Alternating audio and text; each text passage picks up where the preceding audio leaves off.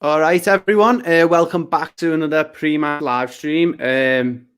Same again, Stephen. Today I'm joined by James from the Babbling Blues. We're also going to have Paul with us in a moment as well. But yeah, you can see the team news there scrolling along the bottom. James, what do you make of that team for Everton tonight? It's pretty classic Ancelotti. I would never have guessed that team in a million years. I thought Iwobi would come in because I assumed James wouldn't play. I also like Josh King to start. I've just realised he's cup tied, so that was never going to happen. But yeah, I'm pleased with it. I was pleased seeing they've not got Harry Kane as well. So yeah, we'll just have to wait and see how it goes, I think. Yeah, obviously no James, Josh King cup tied. The bench, I'll read it out. Virginia, Harry Tyra's on the bench as well. Young goalkeeper, Holgate and Kunku, Bernard Coleman and Tyler Onyango. So not really a strong bench. There's no one there we can really bring on to impact the game apart from Bernard.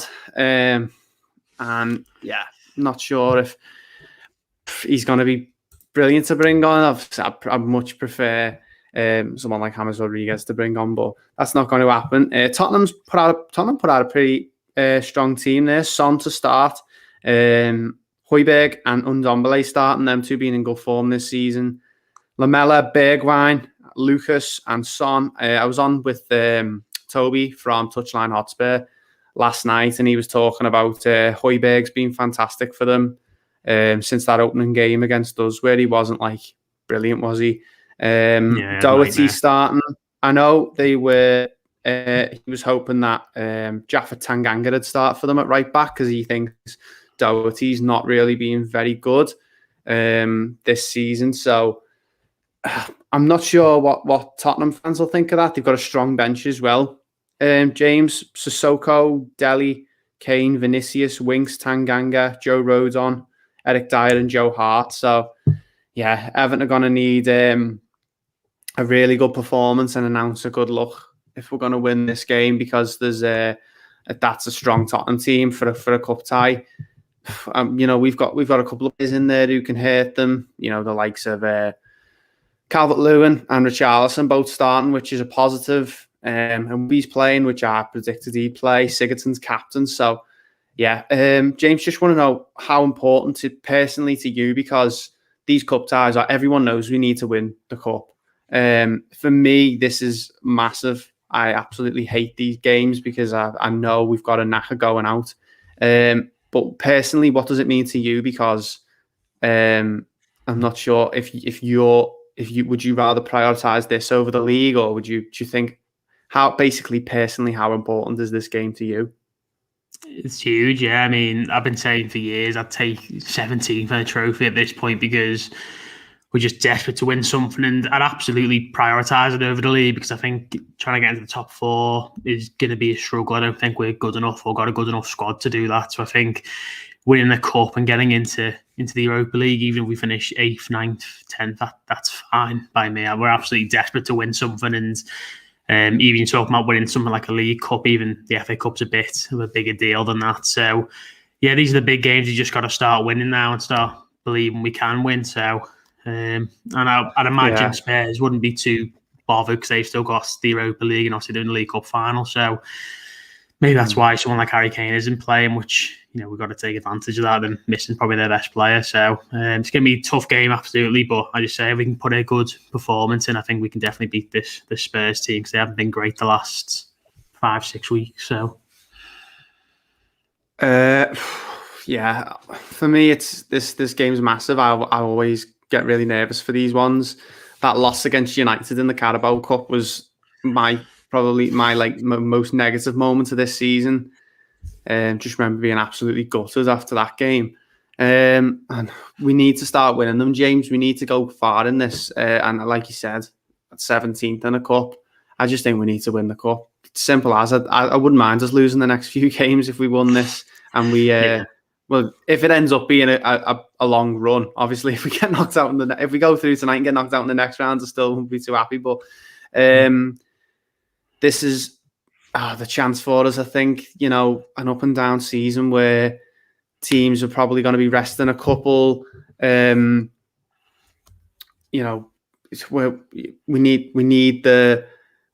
we need to go far. We need to get the fans on side when it comes to these cup competitions. Teams are going to be resting the players.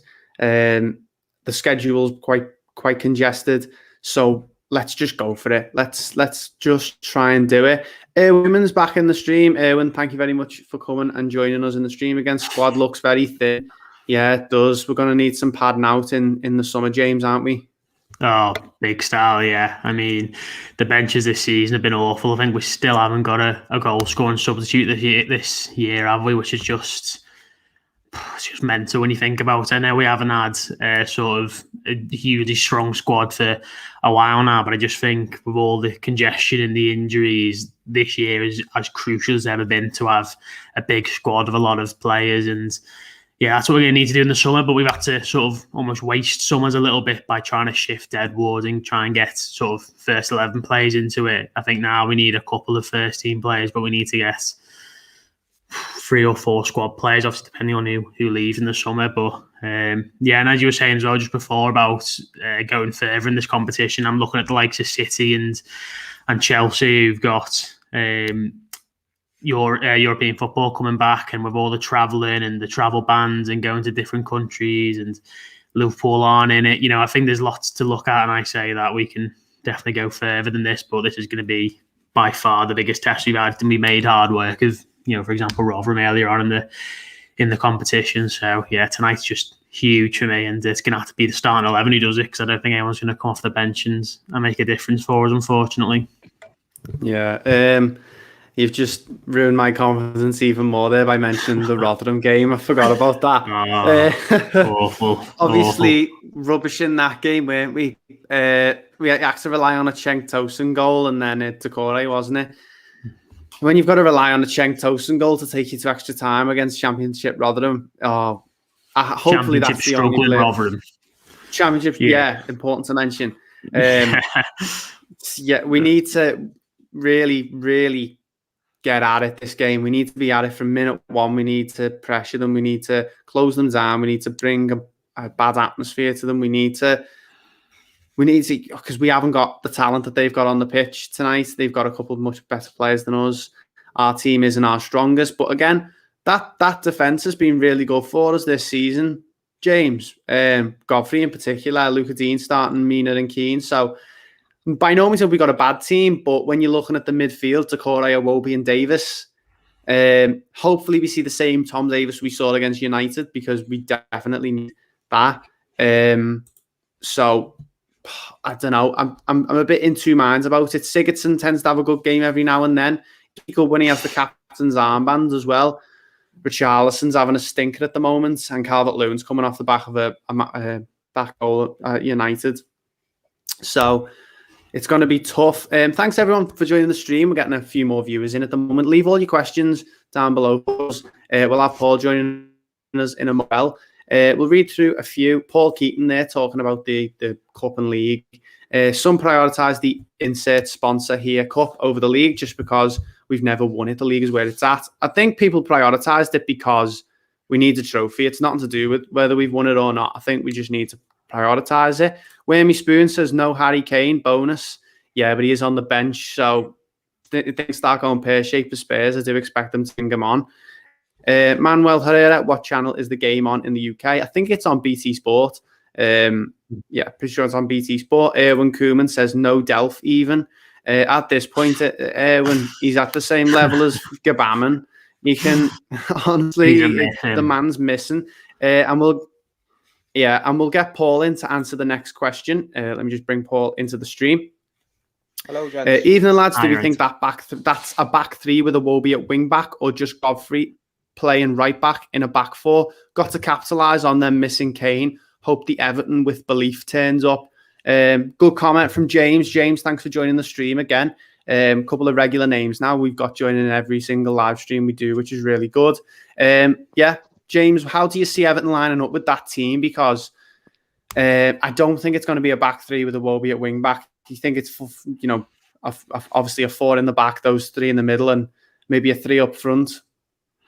Yeah, I think it's standard 4-3-3. I think Godfrey's going to be at right back. That back five we had for sort of 3 or 4 weeks absolutely stunk. It was horrible. I really don't want to see that again unless we've got proper players who can play that system. So I'd be shocked, but Ancelotti's that's sort of what he seems to do at the moment. He surprised me a lot with some of his selections. So who knows? It could be quite fluid, but I'd predict a 4-3-3. But as I say, we're wasting our time a little bit trying to predict him, I think.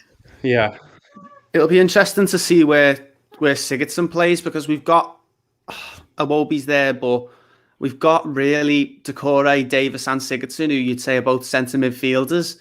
Maybe it's going to be Iwobi on the right and Richarlison on the left. Just need to address that in the comments. Subtitles. I'm not sure how we put subtitle names. I think someone needs to check on our YouTube if we can get them up. If we can get them up for the YouTube, because obviously we're streaming on YouTube at the moment. I don't know what the label, but from where I am, I don't know how to put them on at the moment. But I'm sure John, Toffee Blues, John in the chat can help you with that one. Paul, same question to you, mate. What sort of shape do you think Everton will line up with, given that team?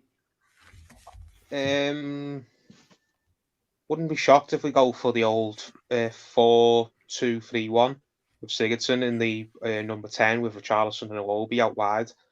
I don't really see a 4-3-3, to be honest, because Sigurdsson, I don't think, can play in a 4-3-3. At least I haven't seen any evidence of it over the last few months. Every time we try and use him, the shoehorn him into that formation, he usually stinks the stadium out, like he did against Newcastle. I hope he's not got that wing back model in mind with Iwobi on the right, because as you boys said before, I just think that formation does not work with this group of players. I get why Carlo wants to try it, and I do think maybe there is the odd game where we have a bit of success with it against a certain opposition, but against Tottenham and Mourinho, I think Mourinho's too savvy to be outwitted by a random formation like that. I think if we do go for that sort of wing back setup, then I think Carlo's probably over 40. I hope not. Yeah, Corey Bildfell there in the chat says, thoughts on Davis's selection and form.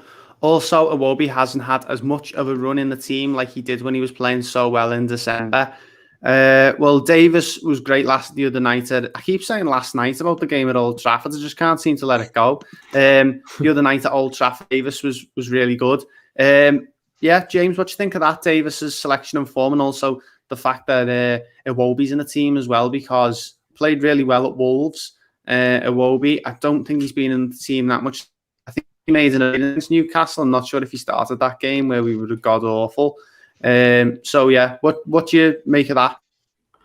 I think with Davis, the form kind of goes game by game, because one game he seems to play quite well, another game maybe he's not quite as influential on proceedings. But I think on the weekend, I thought he was our best player in the first half, and I think by the end of the match, he probably was my sort of man of the match. I'd suggest I thought he was strong in the tackle and a bit progressive with the ball as well, and I'm more than happy to be playing. I said we needed to sort of match the energy with Højbjerg. I thought Sissoko would play. Obviously, I think he's on the bench, so not so much. But I think Davis is definitely the best player to go in that number 6 role, whilst Alan and even like Gabaman's not playing. So I think Davis is best for that role. And then with Iwobi, I'm not 100% convinced him and James can sort of play in the same team. I remember he did it at Southampton and he was awful, Iwobi. And then I know he did at Wolves, but we didn't have a striker, so that was just a bizarre team all around, and obviously we ended up getting the result. But I'm glad to see Iwobi in, if I'm being honest, because I think he's got a bit of creativity that we do lack when James isn't playing. And I think if James can't play, we're going to have to downgrade, obviously. But I think he's probably best suited to playing on that right-hand side for us in this shape. So long as it's not a wing-back, like as I said before. Paul, your opinion on Davis and also Iwobi, both in the starting lineup tonight. So what do you think? With Davis, I agree. He was probably the man of the match against United, and I don't personally subscribe to that mantra of you can't drop a winning team, you can't change a winning team, or you can't drop a man who was man of the match in the last game. I personally think you should always go with the team that you think is best suited to win this upcoming game, whatever it is. But Davis is probably our best option. Gomez, I believe, isn't fit. He's not in the squad. He's picked up a knock. Delph, don't know what's up with him and don't particularly care. He's a waste of time. Who else have we got in the central midfield? Gabaman is not ready yet. Alan, the game's probably come a bit too early for him. So I'm glad that Davis is in the team. And if it was a choice between Davis or Sigurdsson, I know he's gone with both of them. But if you said to me, you can only have Sigurdsson or Davis in the team tonight, I'd go with Davis. And obviously, Davis or Delph, I don't care what the situation is, I'd always go with Davis because I've just got no time for Delph at all as a person or as a player. So, Iwobi, obviously we had no width against United and that got brutally exposed in the first half when we just couldn't seem to get any attack going at all. We couldn't get in behind them. So maybe Carlos decided to scrap off the diamond that he set up and go back to getting the attacks out wide and getting the ball crossed in for Calvert-Lewin.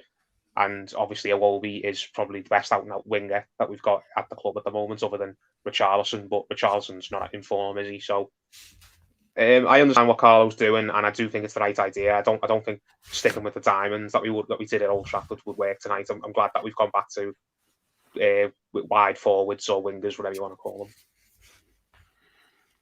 Yeah, just reading through a few comments there. Says, greetings from Dundee, lads. Looking forward to seeing Carlo's system, whatever it is. I think we have to be brave when we attack and really push numbers forward up the Toffees. Yeah, Joe, thanks for joining us. Hopefully Everton get the win tonight. I think it's your first time in the stream. I haven't seen you too often, but thank you very much for joining. Wormy Spoon says, who is Gabaman? Yeah, me and James were saying earlier, he's on the same level as Delph now. Gabaman's played like a handful of games for Everton and he's in the same... Not fair on Gabaman. I mean, the way out Delph's completely missing. Like, where is... Delph, I don't we need to give him the ball and Tom is... Delph doesn't care if he's injured or plays. Delph's just there for the wage, isn't he? Whereas I can imagine Gabaman, wherever he is probably... He's probably more desperate than he wants to get back fit playing. He must have had the hardest year of any footballer I can think of. I know he's on a good wage and he's been looked after, but imagine that poor fella's headspace over the past year and a half with the lockdown and being in a foreign country and not being able to go anywhere and not even having football to concentrate on. It must have been a nightmare for him. Yeah, but with regards to Fabian Delph, he's about as visible as Gabaman at the moment. Like, I don't think Delph's played as probably since the early days of the season in the Carabao Cup or something. Leo in the chat there. Hello, lads.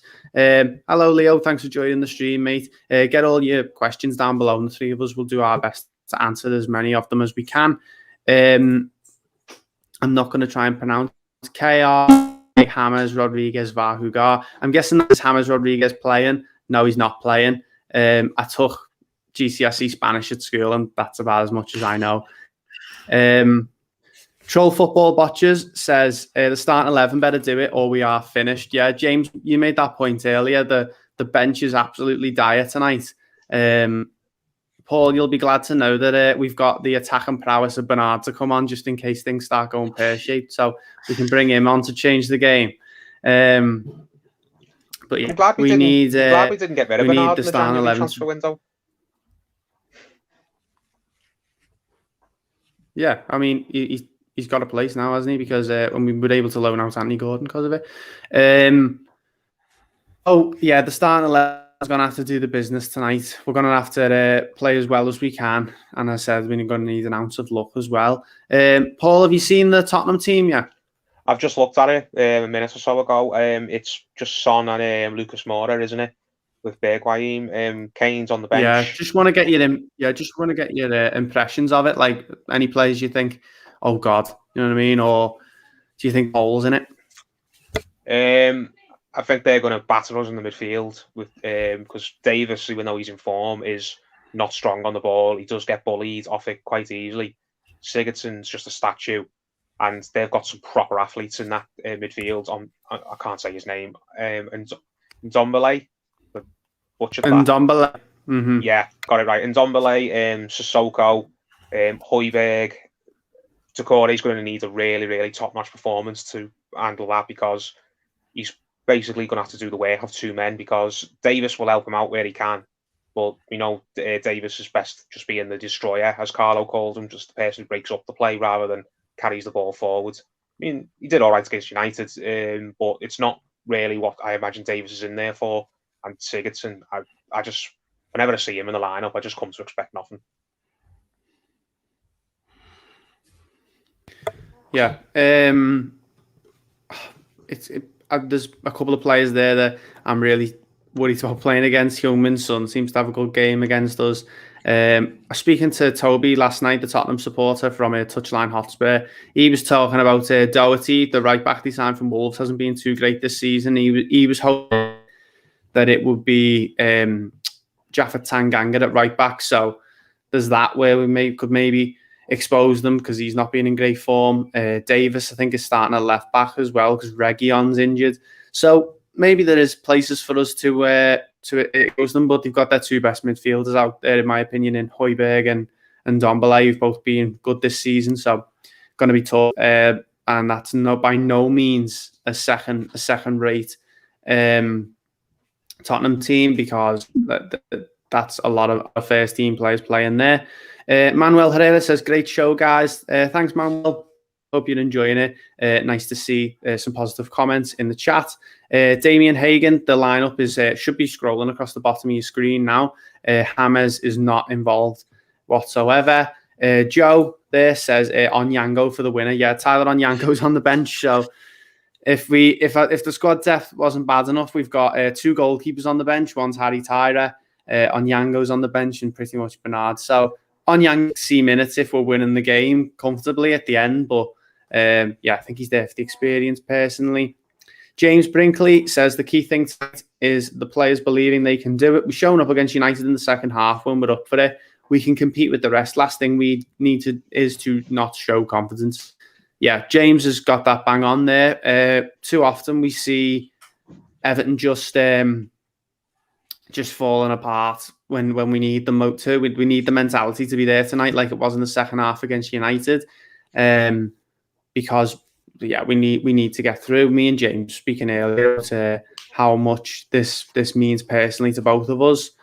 Paul, what does it mean personally to you? Because both of us, we would much rather Everton has games like this over games in the cup that in the league that maybe we can win without playing our best players. So personally, what does it mean to you that we go far in the cup this season? Oh, I'm the same as nearly every Evertonian. I want us to win a cup more than anything else. I was only a year old the last time we won a trophy, and I've been going the game for over 16 years now, and I've only seen us get close to a cup probably once or twice.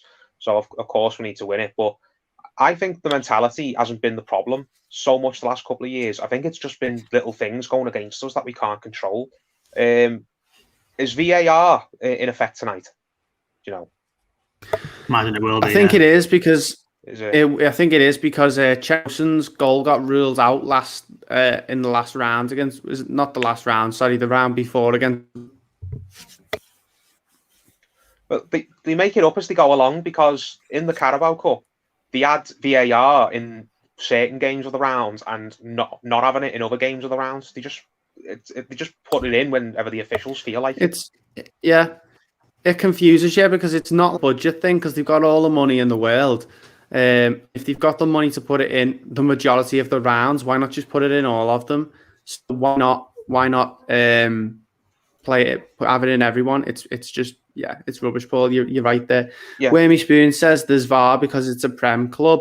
I don't know if that's a joke or not, but if that's a true comment that they only use it when there's Premier League clubs, then that's an absolute joke.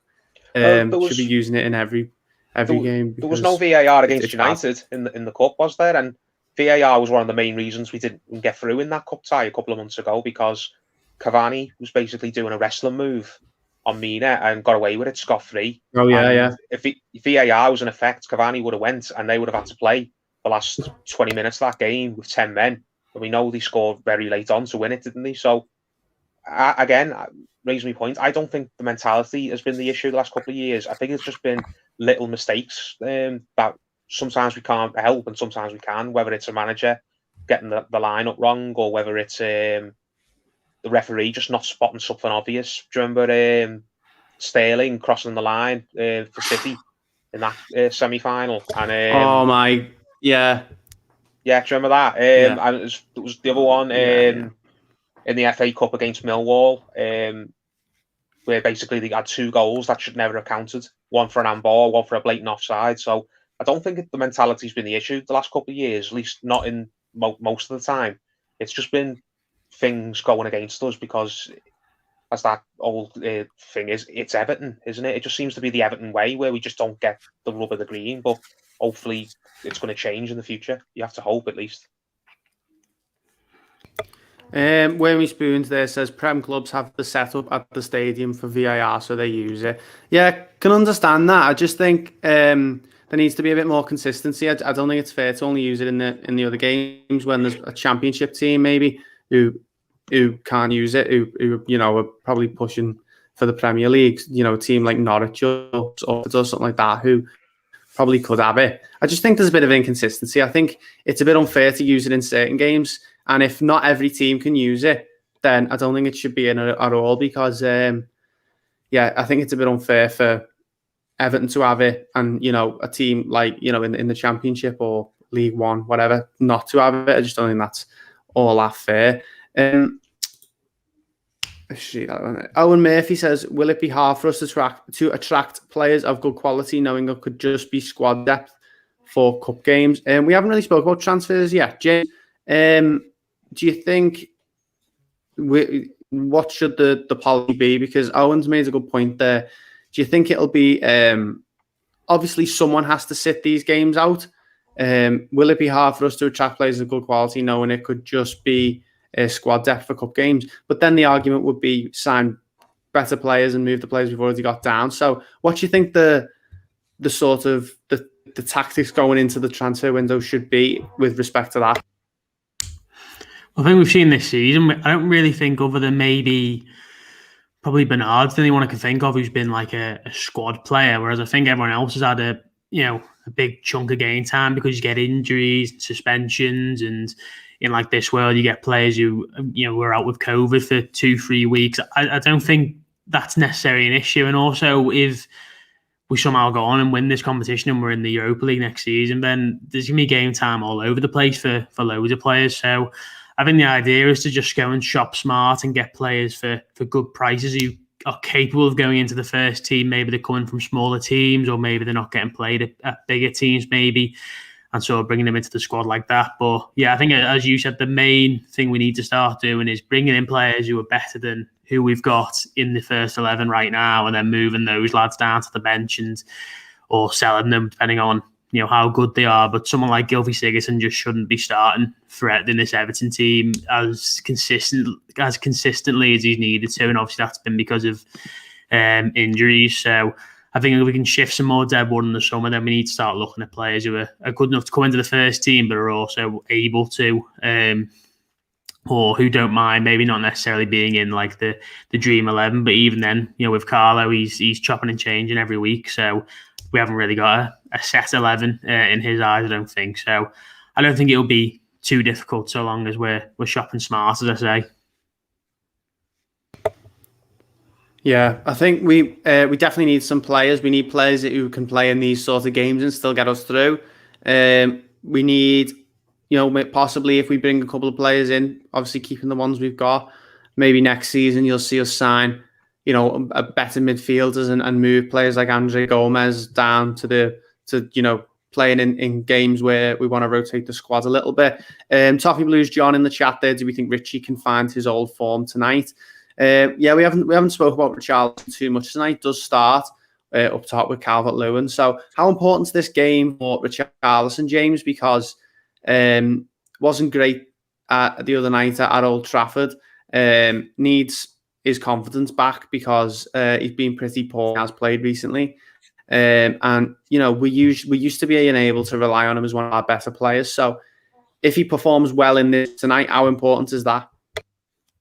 Well, I was saying at times last season, I think he carried us. I think something like the Crystal Palace game, for example, at Goodison, I think it was the second to last one we had fans there for, when it was 1-1 and we were really rocking, and then he scored that great goal when he ran from pretty much the halfway line and scored, and then he hit the bar to make it 3-1 when Calvert-Lewin tapped in. So I think he's got the potential to be our sort of star player.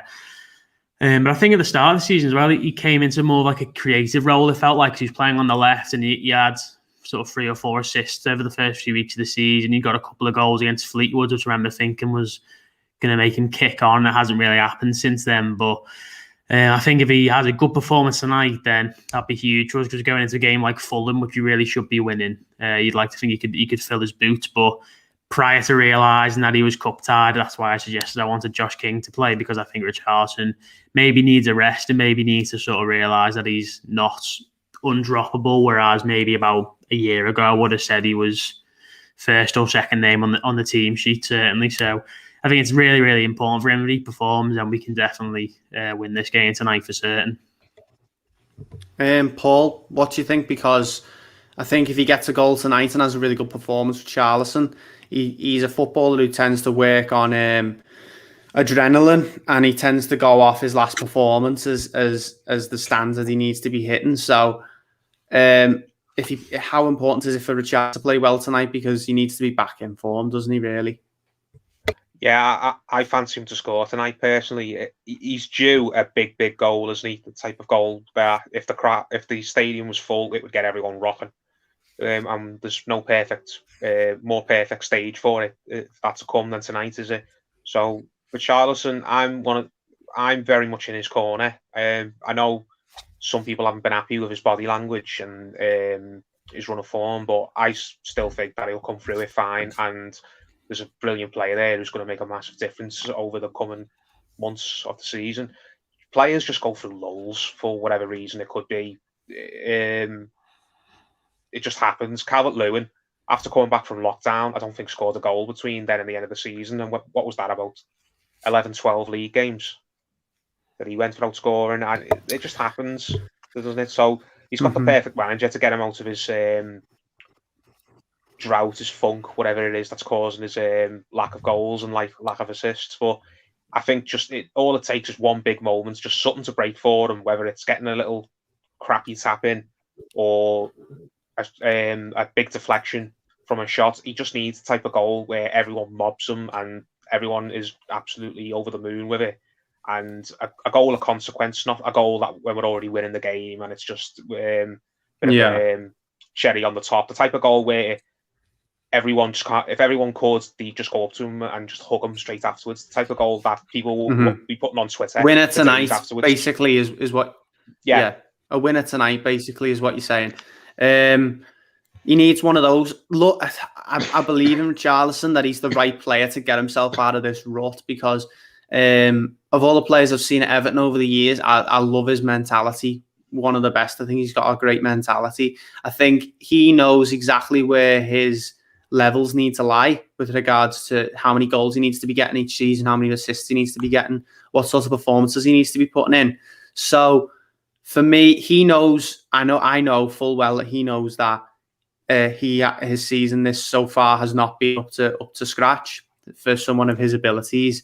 But he knows that, and I don't think his head's dropped. I know people make questions about his body language, the way he walks around the pitch and the way he attacks. But I think he knows what I think he just needs to do.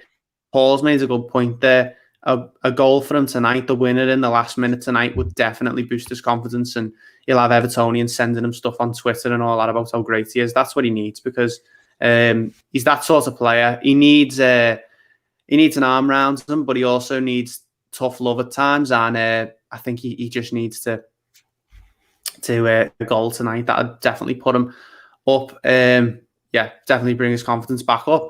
BT at the moment are showing a couple of Everton and Tottenham Cup games from the past. Obviously, they mentioned that 95 semi at Ellen Road, and they're showing at the moment that 2009 final.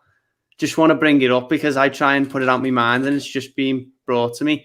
Everton's cup form recently it's brilliant to see. You know, I remember a couple of years back, we went out to Leicester and Liverpool, back to back in the third round or something like that. The cup form needs to improve, and this is the perfect time to do it. I'll just read through some more confidence. Eugene there says, I think Everton will win the FA Cup trophy this season. Hope so, Eugene. We all hope so as well, because we definitely need it. Erwin Koeman there has made a good comment about Niels and Nkunku. James, Niels and Nkunku, he played really well at the start of the season when he did play, and he's sort of been frozen out a little bit. But again, you can't really freeze out a player who's played only a couple of games and is that young. But what do you think of him? Would you like to see him on at some point tonight? Yeah, I mean, it's funny, isn't it? Because he played against Salford and he looked quite good. He even played quite well in pre-season against Preston, I want to say. And then he was good against Salford. He was really good against Fleetwood.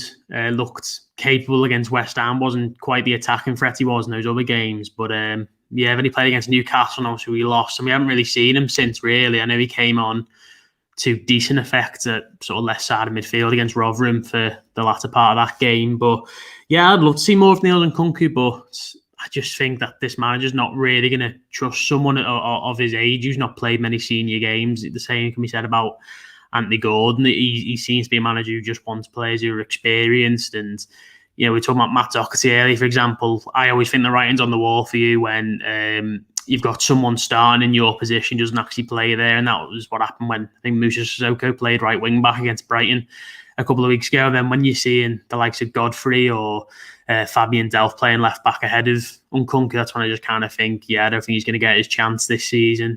So I think he's definitely one to look at over the next year or two, and he'll obviously play the odd Premier League game and probably against lower league teams at the start of the Cup. I think if Luca Dean wasn't back for that Rotherham game, he probably would have played that game, for example, would have started. So, but yeah, I mean, it'd be interesting to see how he is used, because he could come on the left-hand side of midfield again, a bit like what John Joe Kenny did a few times, and maybe you can do that to better effect if we're looking to shut the game out or even try to look for a goal. So I would like to see more of Nkunku, but just a bit unfortunate because of how good Luca Dean is, and he's obviously ahead of him at the minute. So I'm not sure how much we will see this season. Yeah, Paul, what do you think of Nkunku? Because I was really optimistic about seeing him.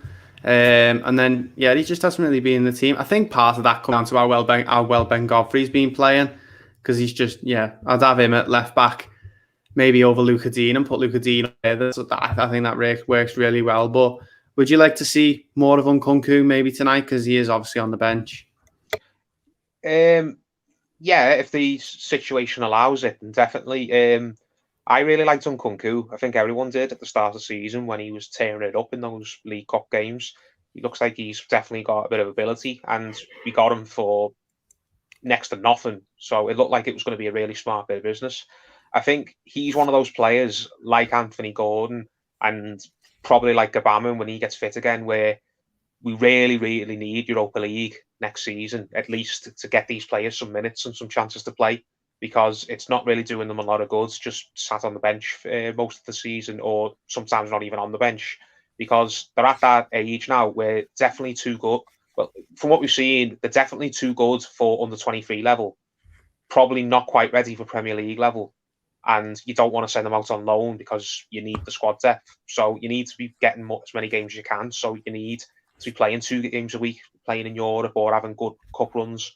So with Nkunku, I think if the League Cup had been played normally, whereas it was all the first 3 rounds, the second, fourth, and the third, and the fourth round, they were all every week, weren't they? So fans saw more of them quite early on, rather than spread out over a few weeks, a few months. I think if he'd have played the second round, the third round, the fourth round at the normal schedule, I don't think fans would have noticed them as much. Whereas when he was playing every week, fans actually got familiar with him and thought, here's a good little player we've got here. Let's put him in a Premier League game and see how he does. And obviously, he didn't do too well against Newcastle. The whole team didn't do well. It wasn't his fault that we lost that Newcastle game up at St James's. But I think Carlo has rightly reined it back a little bit, because he doesn't want the fans to get overexcited and put too much pressure on the lad. Because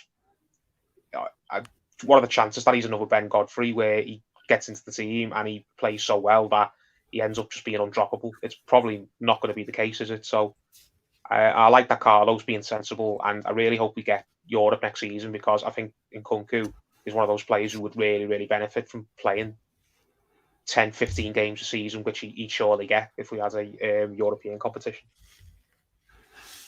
Yeah, guys, we've got just under 20 minutes until kickoff. I'm starting to get nervous now. I hate these games, as I've mentioned, which got a couple of people in the chat there going on of obscure players. James, we try and do this in a lot of live streams. Obscure players play for both Everton and Tottenham. Can either of you name some or giving out answers? Pienaar. Yeah, Kieran Mills there got in with Stephen Pienaar before anyone else. So, well done, Stephen Pienaar. He went out and we brought. Did we bring him back on loan and then sign him permanently? Yeah. I remember he changed number as well. He went from 20 to 22. Louis Sahar, I always forget about that one. I think he did play 2010, 11, maybe 2011, 12. He played for Tottenham. What were they thinking taking him off us? Because Aaron Lennon, that final year that Sahar was with us, he was absolute dog muck. Really, he was really bad, and no wonder we were in the state we were in.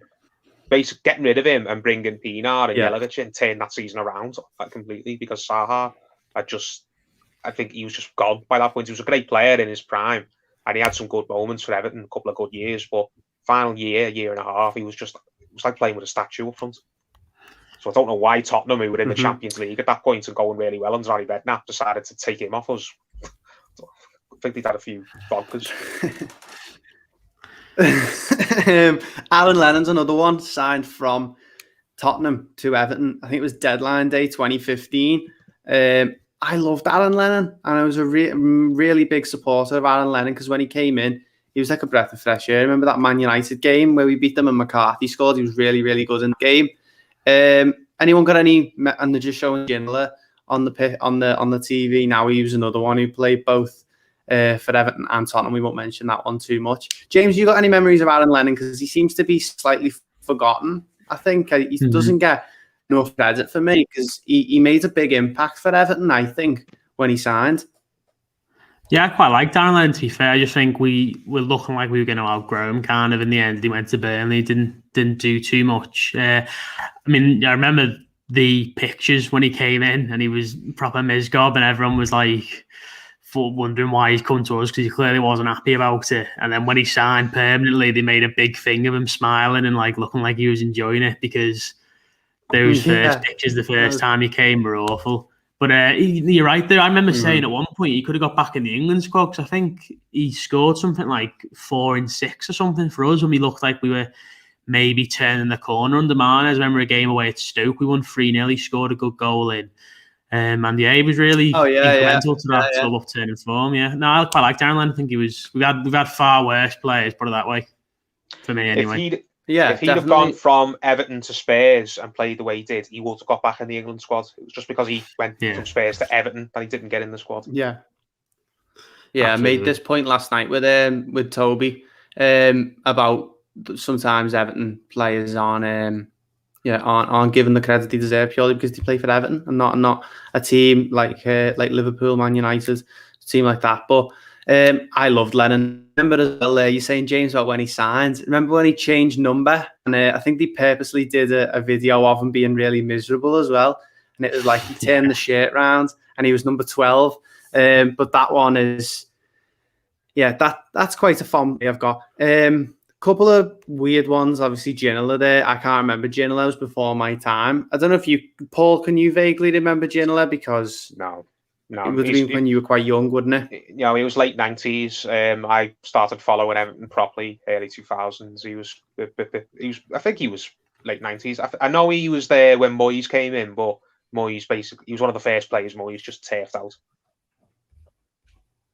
Yeah. Erwin Koeman there says Baines never got the credit. Yeah, he didn't. You look at his stats compared to Ashley Cole, and he was a much better left back based off stats alone. But obviously he didn't win the Premier League titles that Ashley Cole won.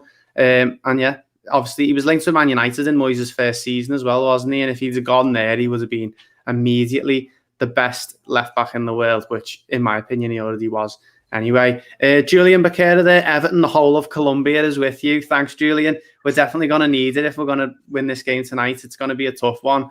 But yeah, it's good to see a lot of Spanish Evertonians and Colombian Evertonians that we're getting in the streams and on the YouTube recently with all of our all the sort of publicity we got from the James Rodriguez signing. Unfortunately, he's not playing tonight, but thankfully the whole of Colombia is with us, so we should be able to. On the Luke, who's back in the stream, just our benches, poor lads compared to this, so I'd be looking to go out there in the first half and put the game to bed then and be solid in the second half. Yeah, guys, I haven't asked you yet about the sort of setup we're going to go, like the what sort of tactics we're going to use, how we're going to beat them, because for me it's got to be the way we played against Chelsea and Arsenal, where we're just going to have to let the ball and we're going to have to, hit them on the break, get a goal here or there, because important game to win, but we might have to win ugly, mightn't we, James? Yeah, absolutely. I think I was saying the other day, it's going to be an absolute slugfest, I reckon, in terms of low scoring. I think there's going to be a whole lot of chances. And yeah, probably end up being who can sort of counter-attack better, and then whoever takes a lead first, I'd predict is probably going to win the game. I'd be surprised there's more than one goal in it. So I think it will just be like those Chelsea and Arsenal games, but that's fine by me. I'm quite confident in us and our ability now to sort of hold on to a lead if we're winning with not too long to go. And I've just thought as well, I was looking through the comments there, Anthony Gardner, has anyone said Anthony Gardner? It's probably the most obscure one I could think of who's played for both. No, so you never really got don't even know the name. There's two very famous examples that we haven't said yet. Both England legends. Gary Lineker's one of them. Gary Lineker's Lineker's one of them. Yeah. And Paul Gascoigne, yeah. I don't think anyone actually mentioned them. Apologies if you did mention it, then I'm just completely leaving you out. James Brinkley, are you doing a post-match stream tonight, lads? Yeah, we are. James is going to be joined by Paul. So Paul will be back live after the game talking about it. Hope he's talking about an Everton win. And yeah, go and check that out after the game. Or he'll be painting his smile on, if not. Smile. Hopefully he's got the coronas out as well, like the last video or the last live stream, Man United. I've got work in the morning, mate. Okay, maybe. Yeah, so maybe. Yeah, I really hope so, because it'd be good, and yeah, I'll be in there. I'll be leaving a few comments as well. So yeah, feel free to come and join us on the Toffee Blues YouTube channel after the game, where James and Paul will be dwelling over the game. So hopefully talking about it, I'll be stream there as well. So yeah, we can start a bit of a conversation in the chat. Paul, I was asking the question as well there. Do you think it's going to be hopefully a win ugly sort of game, where we maybe get a goal from a free kick or a corner, because we're going to have to let them have the ball, I think, aren't we? It's going to be a really, really drab affair. I don't want to put anyone off from watching it, but it is going to absolutely stink as a spectacle, because we are going to have to defend and defend well, but these are not going to come flying at us. They're a Jose Mourinho team. They're going to be probably more negative than we end up being, if we're negative at all. I think it's just going to be a case of which defence is better on the night. We've both got players who can hurt the opposition. Our midfield is capable of playing well, but doesn't always. Same with their midfield. I think it's just going to be which centre-back pairing, I think, is more on it tonight, whether it's Keane and Mina, or whether it's who they got, Alderweireld and... Did Sanchez? Sanchez. Sanchez. Yeah, so a Colombian and an Englishman against a Colombian and a Belgian. So that's all it's going to be. It is going to be where you see goals from a set piece, or maybe player gets caught in possession and then gets hit quickly on the counter. It's not going to be free-flowing football from either team, because Jose Mourinho just won't let Tottenham off the leash until the last 10 minutes of the game, if he does at all. Mm-hmm. And we've got too many injuries to be at our free-flowing best like we were at the start of the season. So it's going to be a very tense night, I think, and probably going to be quite ugly. There'll be a lot of cards in this game. I'll predict that. There'll be a lot of fouls and a lot of cards. Yeah, guys, leave your likes on the stream as well. We're going to be live for about another 5 or so minutes, so get your questions in now if you want us to answer them. James, just want to get a quick one from you. Everton obviously have quite a rich history in this competition, so as you're the guest on the podcast, on the stream, we had James on the Toffee Blues podcast recently, which is why I've been saying that. Yeah, what's your favourite Everton FA Cup memory? Because there's quite a few to.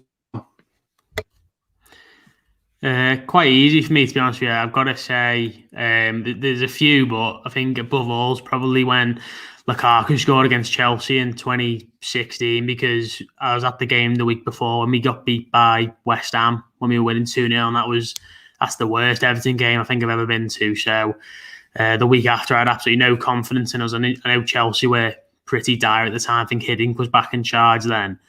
But yeah, just like a fairly innocuous ball by Ross Barkley into the channel, and Lukaku just absolutely annihilated him all 4 of them. It was unbelievable. And then the scenes and that goal went in the up-glass were just great. And then the second one, the game definitely wasn't won when we scored the second goal, but I just remember thinking we can't mess this up from here. And yeah, that's one of my all-time favourite Everton memories, I think, and certainly the pinnacle in terms of the cup, along with the penalty shootout win in 2009. I think they're the two that stand out. Oh, yeah.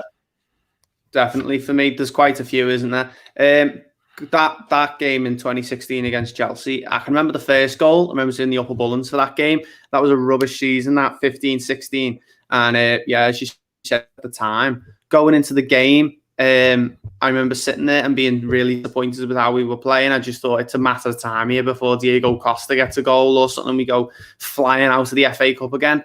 So when that goal went in, obviously went absolutely berserk in the ground. I remember the second one, actually, I was just stood there and I could not believe we'd gone 2-0 up against that Chelsea side. And there's that famous photo, isn't there, of James McCarthy with his foot in John Terry's face. Or was it Diego Costa or John Terry, one of those two? But good answer that, James. Score predictions. Yeah, we're going to do score predictions now because we'll be live for a few more minutes. James, can I trouble you for the prediction tonight? I've said all week 1-0. I can't see there being more than one goal, and I think it will just be a race to see who can go 1-0 up. I think if it's not to be us who score the first goal, I do feel at least that we are better at sort of holding the lead than maybe Spurs have been this season. I remember that Wolves game where they were 1-0 up for the best part of 90 minutes and they still didn't win. So, but I'd like to think with us being at home and us being far more desperate to sort of progress in this competition, I want to see us hungry and to get an early goal. I think that would really settle the nerves. So I'd be surprised if there's more than one goal. So I'll just stick to 1-0. Paul, quickly, can I get a prediction from you before the teams come out the tunnel? 0-0 after 90. Everton to take it in extra time. So 1-0. Yeah, I'm going to go one. I'm going to go specific. I'm going to say Yerry Mina header. I just feel like I can just feel it tonight. So yeah, that's going to be the end of the stream, guys. Hope you have enjoyed it. Obviously, make sure you stay tuned to the Toffee Blues YouTube channel because after the game, James is going to be joined by Paul, where they're going to be talking over the game and talking about the results. Hopefully, we get to see Everton in the next round of the FA Cup. And as well, thanks to James for joining us. He's been a good sport coming on for the pre-match live stream. Make sure you check out James' his podcast as well, the Babbling Blues on Spotify. Always a good listen if you want to, if you just want more Everton content from proper Everton supporters. So really good. Go and check out their episode, which came out the other day of over the draw at Old Trafford. So yeah, go check out James. Obviously, stay tuned later for the post-match live stream. I've all enjoyed it. Let's hope it's an win tonight because it would really, really be made up. And yeah, I'll be in the comments later post-match live stream. But hope you have all enjoyed it. Thank you for joining. Thanks for the comments if you have left. Thanks for the comments if you have left them. Anthony there says Babbling Blues is belter. Yeah, it is. Go check it out if you haven't already. Thanks for watching the stream, guys. We'll see you in the next one.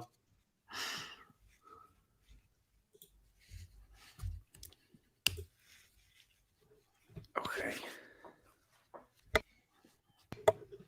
I better get my TV on.